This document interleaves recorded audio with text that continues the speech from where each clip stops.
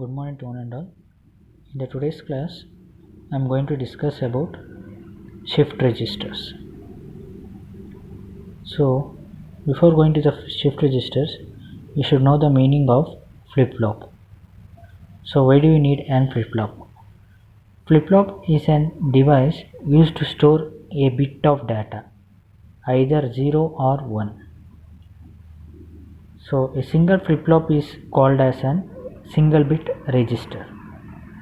So if you want to store more than a bit of data, then you have to use a sequence of registers, sequence of flip-flops.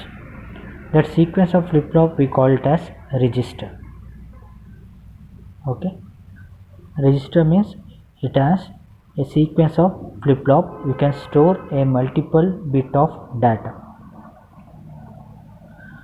and whatever the data you are stored in the register, you can shift either towards left side or right side. Therefore, such a registers we call it as shift registers. So here in this diagram you might observe there are 4 shift registers. There are 4 D flip-flops.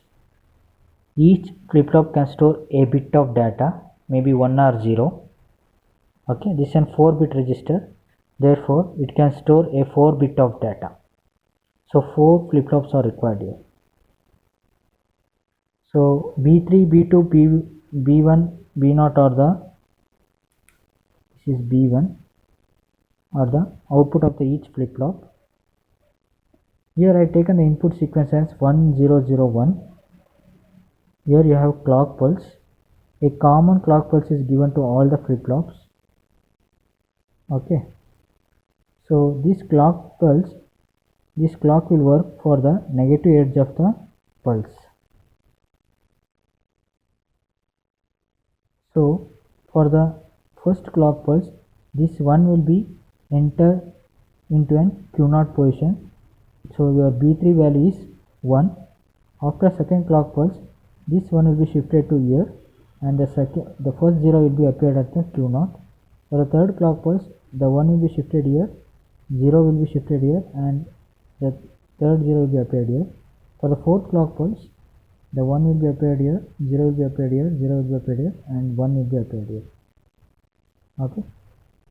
After each clock pulse, the data, a bit of data is shifting towards the right side of the shift register. So this is the truth table for the right shift register. So for the 0, without applying any clock pulses, the output is don't care condition. Don't care in the sense you may have either 0 or 1. After applying the first clock pulse, the first LSB bit 1 will be moved into the output of the first D flip-flop. So therefore Q0 is 1. Rest of 3 outputs are don't care condition. After applying the second clock pulse, this one will be shifted to the next position and 0 will be appeared here. Rest of 2 is don't care. After applying the third clock pulse, this 0 will be appeared here, and this 0 and 1 will be shifted to Q1 and Q2 position. After applying the fourth clock pulse, the 1 will be shifted to Q0 followed by 0, 0, 1. Okay. This is called serial in parallel out. Means you are feeding a data in serially at a time, a single input, and we are taking a output parallel. So this is about shift registers. So we have one more concept, that is counters. Okay. So why we require counters? These binary counters are required to set a flip-flops whose states or changes in response to the pulse applied at the input of it. Okay. So mainly there are 2 types of counters are there. One is asynchronous counter and synchronous counter. For the synchronous counter, a common clock pulse is applied to all the flip-flops. Asynchronous counter, the clock pulse are different for each flip-flop. So as per your syllabus, you have asynchronous, it is also called ripple counter, that too 3-bit ripple counter. Okay. So asynchronous in the sense, as I earlier told you, there will be no any common clock pulse to all the flip-flops. There will be a separate common clock pulse for the flip-flops. So here the output of the first flip-flop is given as input of the second flip-flop, and the output of the second flip-flop is given as input to the third flip-flop. One thing keep it in mind, all the toggling input you have to maintain logic high. Okay, so this is 3-bit ripple counter. It is also called mod 8 counter. So as usual, you know that a single flip-flop can store a single bit of data.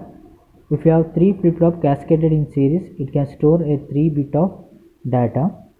If n is equal to 3, then 2 to the power of 2, 3, 8 states. Totally 8 states will be there. It will start from 0, end with 7. The maximum count is 2 to the power of 3, 8 minus 1 is equal to 7. So asynchronous subcounter uses normally a JK flip-flop and T flip-flop. So here I had used T flip-flop for the 3-bit asynchronous or ripple counter. Okay. So make ensure that as per the diagram, make ensure that all the inputs should be given to the logic high. Okay. Then each output will change for the negative edge trigger of the clock pulse. So this is the positive edge trigger of the clock pulse, and this is the negative edge trigger of the clock pulse. For each negative edge of the trigger of the clock pulse, your output will keep on change. Okay, so here 2 to the power of 3 means totally 8 states is there. So 4 to 1 format, 0 0 0 0 0 1 0 1 0 0 1 1 1 0 0 1 0 1 1 1 0 1 1 1. This is 7. After counting the maximum value 7, your counter will get reset to a value 0. Okay, so initially you have 3 zeros followed by 2 zeros ones. That one you see it here, 3 zeros followed by 2 zeros 1. Okay, this in the format 4 2 1 0 1 2 2 plus 1 3, and this is 4, and this is 5, and this is 4 plus 2 6, 4 plus 2 plus 1, total 7. So for each negative edge trigger of the pulse, your output keep on changes, means output keep on counts from 0 to 7. Once the count reaches 7, it will automatically reset to 0 values. Okay, this is the waveform for the 3-bit ripple counter, and this is the truth table what you have for the 3-bit ripple counter. Okay, here I written the output may change even for positive edge triggering as well as for negative edge triggering. Here we used negative edge triggering. Okay, means this is the negative edge triggering. That means the transition will be there from 1 to 0. For positive edge triggering, the transition will occur from 0 to 1. I hope you understood. If you have any doubt, you can call me back. Thank you.